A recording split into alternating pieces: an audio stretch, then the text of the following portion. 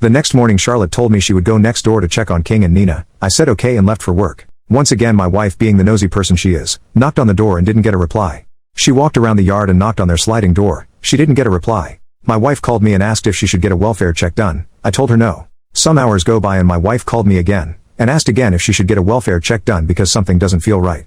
I asked her why does she care so much.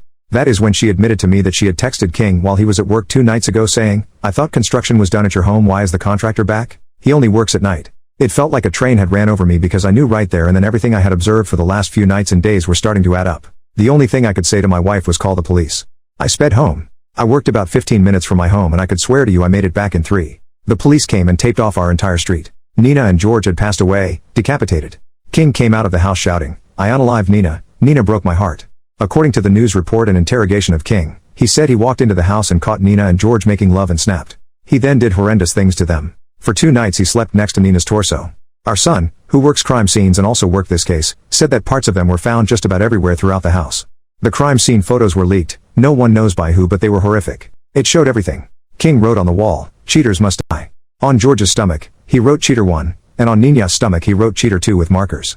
My wife caused all of this. The timestamp on our security camera showed that King arrived back home at 8:07 p.m. about 11 minutes after my wife sent him that text. I shouted at my wife some things I regret to this day. When I saw the body bags I pointed at them and shouted to her, "You see what you caused, you are the reason why this happened." I hate myself for doing that.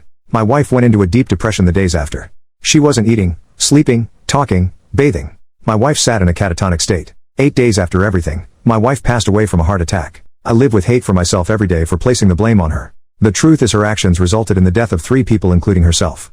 My wife couldn't hurt a fly.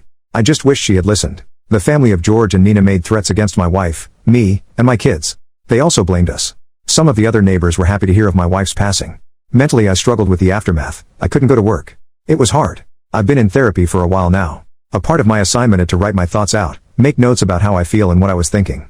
The only people who know the extent of this story are my kids and therapist. Thanks for letting me vent.